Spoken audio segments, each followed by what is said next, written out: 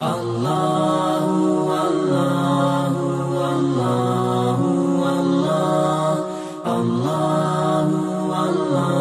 لقمان حکیم نے اپنے بیٹے کو کہا 3 نصیحتیں تجھے کرنے لگا ہوں، یہ 3000 نصیحتوں کا خلاصہ ہے، اور ان میں بھی 2 کو یاد رکھنا، 1 کو بھول جانا۔ تو بیٹا ہمہ تنگوش ہو گیا، تو حضرت لقمان بولے جو نیکی کی ہے اس کو بھول جانا، جو نیکی کی ہے اس کو بھول جانا، اور موت کو اور اپنے رب کو یاد رکھنا۔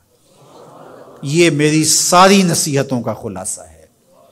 جو نیکی کی ہے وہ بھول جانا، چاہے وہ کسی شخص کے ساتھ کی ہے، چاہے وہ نیکی عبادت کی صورت میں ہے، چاہے وہ ریاضت کی شکل میں ہے، خدمت انسانی ہے، کسی رشتہ دار کے ساتھ نیکی کی ہے، تو کہا بھول جانا جس طرح کی ہوئی نہیں ہے۔ حضرت معاذ بن جبل رضی اللہ تعالیٰ عنہ حضور کے روضہ انور کے سامنے بیٹھ کے رو رہے تھے۔ حضرت عمر گزرے تو پوچھا اے معاذ کیوں رو رہے ہو؟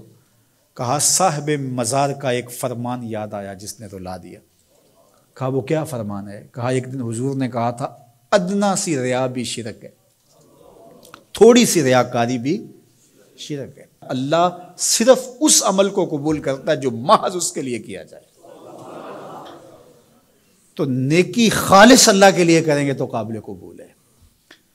اللہ تعالیٰ غیرت والا ہے، وہ کسی اور کو اپنے ساتھ شریک ہونا پسند نہیں کرتا۔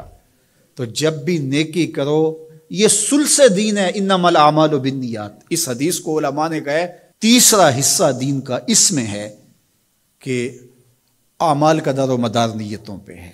نیت کا خالص ہونا شرط ہے، ورنہ محنت بھی کی، سجدے بھی کیے، خیراتیں بھی کی، سب کچھ کیا، لیکن نامہ اعمال میں 0 کو ہوگا۔ کیتی کتری پئی کھو محمد تے سکہ بنیا زردہ۔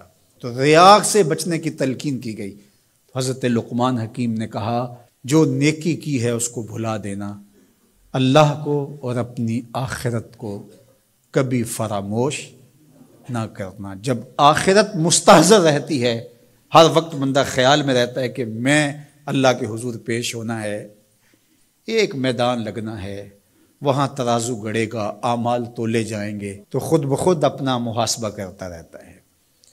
یہاں وہ کچہری خرید سکتا ہے، عدالتیں خریدی جا سکتی ہیں، تھانے یہاں بک جاتے ہیں، یہاں منصف بک جاتے ہیں، لیکن وہاں اللہ کی پولیس نہیں بکے گی، وہاں کے تفتیشی نہیں بکیں گے، وہاں کے تھانے، وہاں کی کچہریاں نہیں بکیں گی، وہاں ترازو پورا وزن تولے گا۔ یوم تبلی السرائر فما له من قوت ولا ناصر۔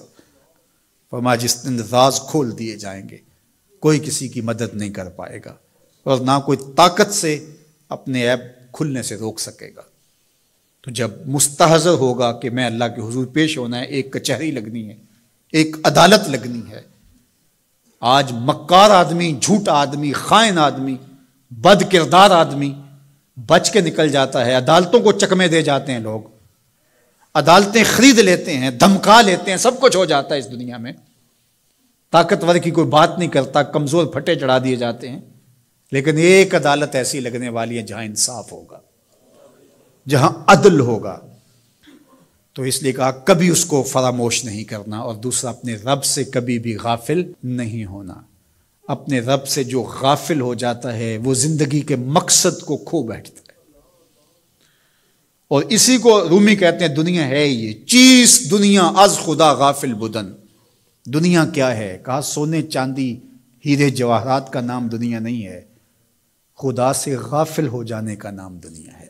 تو اس لیے اللہ کے ذکر سے، اس کی یاد سے، اس سے کبھی بھی غافل نہیں ہونا چاہیے۔ اور اگر کوئی اس سے غافل ہو گیا تو سن لو وَلَا تَكُونُوا كَالَّذِينَ نَسُوا اللَّهَ فَأَنسَاهُمْ أَنفُسَهُمْ اولئک هم الفاسقون۔ کہا ان لوگوں کی طرح نہ ہو جانا جو خدا سے غافل ہو گئے۔ تو جب وہ خدا سے غافل ہو گئے، اللہ نے انہیں ان کی ذاتوں سے بے خبر کر دیا۔ کسی نے کہا اقبال سے کہ تو نے خود ہی کا سبق کہاں سے لیا تھا؟ کہا قرآن کی اس آیت سے لیا تھا۔ اور یہ بات ذہن میں بٹھا لیں، اپنے لیے بھی اور اپنی اولادوں کی طبع میں راسخ کریں جیسے بھی ہو سکے، کہ ایک چیز کو بھول جانا ہے، جو نیکی ہو گئی بھول گئے، اور اللہ کو بھی یاد رکھنا ہے اور آخرت کو بھی یاد رکھنا ہے۔ یہ چیز یاد رہ گئی تو سمجھ جاؤ خیر ہے، اور اگر یہ دو چیزیں بھول گئیں اور جو بھولنے کی چیز ہے وہ یاد رہی تو سمجھو ہم نے اپنا سب کچھ لٹا دیا۔